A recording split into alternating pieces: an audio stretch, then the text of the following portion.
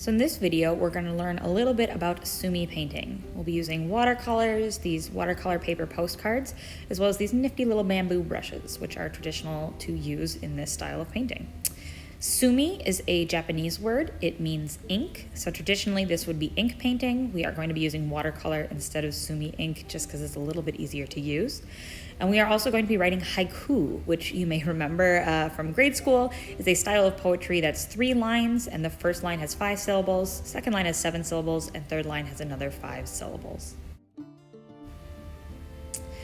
The first thing that we're going to do is we are going to learn how to paint bamboo. This is a very simple style of painting. You take the side of the paintbrush and just stroke down. 1, 2, 3. 3 sections is traditional, although you can do it more or less if you want. 1, 2, and then a little bit at the bottom, 3. So again, just using the side of the paintbrush, you can see where it breaks. That's actually something that we're seeking in this style of painting. We want it to have some texture, to have some character. Now we're working on some leaves, and you can see that we are taking just the point of the brush to make these little branch lines. I'm going to add a little bit of an accent in the knuckles of the bamboo. And to make the leaf, actually, you start by just having the point of the brush touching the page, and then you press down so that you have a thicker section, and then lift back up again so that you have a thinner section again at the end.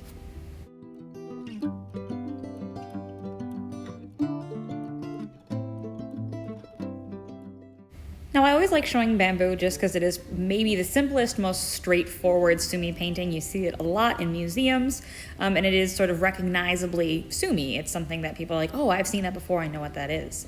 It's a good one to practice because it's fairly simple. Feel free to play around and try different things. This is meant to be a pretty expressive art form. I'm just going to put a little wash of color in there. I will write my haiku in there later, but I gotta let it dry first. So while that's drying, let's look at some other painting options. So there are some conventions in the SUMI, like a bamboo painting, which is just a classic style of painting, and there's also some room to play. So I'm going to just play around and make a landscape here. You can see I'm twisting my brush, and I'm sort of lifting it up and pushing it down, and lifting it up and pushing it down with different amounts of watercolor. Sometimes I just dip it straight in the water so that it becomes a little bit thinner. By adding these layers on top of each other, you're going to start to see sort of what looks like a mountain range take shape. Mountain paintings and landscape paintings are very traditional in SUMI, and it's always fun to kind of create a landscape from your imagination, or a student or you can try to capture a landscape from reality. It's again, a simple and expressive style of painting. One of the things about SUMI is you want to use as few brush strokes as possible to accomplish your scene.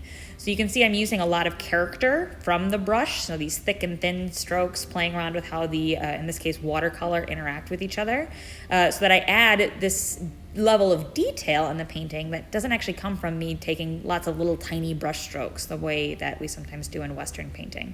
So it's long, simple brush strokes, using as few brush strokes as possible, being very expressive with those brush strokes. I'm going to work on some trees here, actually, and you can see I'm going wet into wet, meaning that the watercolor is wet on the page, and the watercolor on my brush is also very wet, and you're going to see the colors start to blend a little bit together. It's a really pretty effect. And again, it's very expressive, very simple. There's not a whole ton of fuss going along with SUMI. You kind of just sit down and paint what you're feeling or paint what you see, and then step back and just let it be.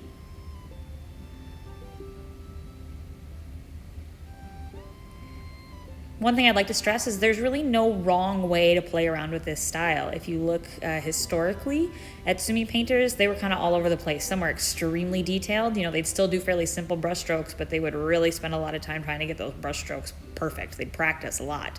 And then you see other painters who would be more in like a Zen style, where they would use this as almost a way to be contemplative, a way to be meditative. And it didn't matter as much to get like the perfect brush stroke. What they were more interested in capturing was the energy of a scene. So that was a little landscape. Now we are going to practice another very traditional style of SUMI. This is my favorite style. This is also called a plum branch. And you can see I started again, similar to the mountain, just twisting my brush, letting it go thick, letting it go thin. Now that I have the basic of the branch, I'm gonna add in some of these little craggy bits, these little sticks that stick off the end. Plum branches are particularly fun to paint in this style because they get very old and they get very gnarly. They start to take on some really radical shapes and textures. So it's always been a popular motif to paint just because it is very interesting, it's very unexpected. I've added a few little plum blossoms there. You can see in those just sort of rough strokes on the side. I'm now going to add a couple touches of color. This is a fun one to experiment with because you can't really do it wrong. Again, like I said, plum branches are pretty wild. They're pretty gnarly. So as long as you're sort of playing with this idea of a branch and then building up where these sort of flowers will go, you are painting in this convention of the, plum branch painting.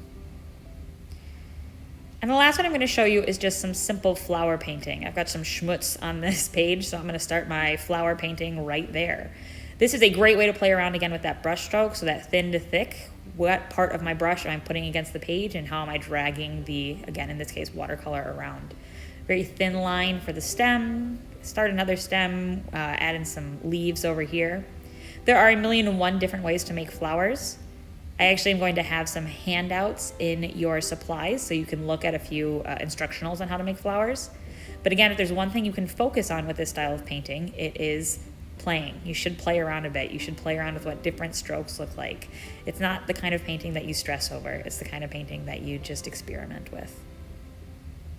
So here are a few of my paintings, playing around with some conventional motifs and playing around with just some experimental stuff. Like I said, haiku should be a part of this as well.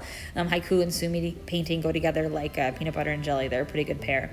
So I'm going to start with 5 syllables for this first line of my poem. And I actually don't remember what I wrote, so I'm going to have to watch myself write this down and see what I chose. Oh yeah, so my first line is learn to paint bamboo, 5 syllables. I think at some point you'll see me in this video sort of tapping out the syllable count so I can make, there we go, so I can make sure I'm putting the right number of syllables in. So learn to paint bamboo, surprisingly simple art. Learn to paint bamboo, 5 syllables. Surprisingly simple art, 7 syllables. And then I think it's going to take me a minute to come up with this last line. But like I said, these are supposed to be postcards. So people should be, feel inspired to send these to a friend in the mail. So my last line of my poem is a gift mailed to you. And that's SUMI.